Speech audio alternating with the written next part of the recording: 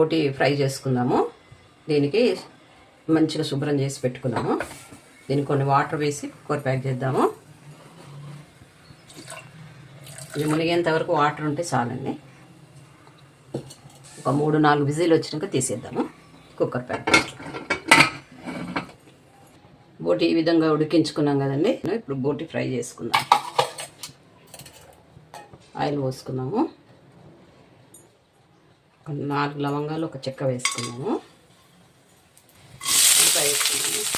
పెద్ద 2 ఉల్లిపాయలు, 4 పచ్చిమిర్చి,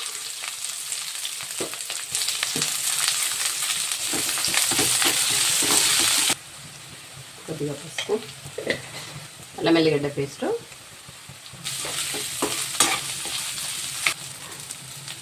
ముక్కలు వేసుకున్నామండి.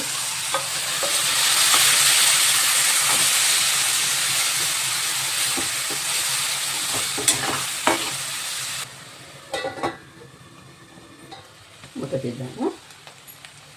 దీనికి సరిపడా ఉప్పు,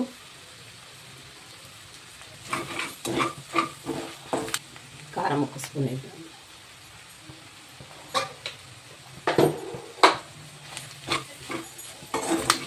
ఉప్పు కారం పట్టుకోవాలి.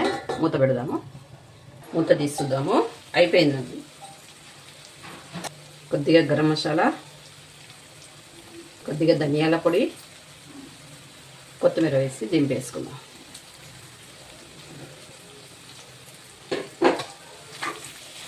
బౌల్లో తీసుకుందాం. అయిపోయిందండి. వేడి వేడి బోటి ఫ్రై రెడీ అయింది. మీరు మా ఛానల్ని లైక్ చేయండి, సబ్స్క్రైబ్ చేయండి.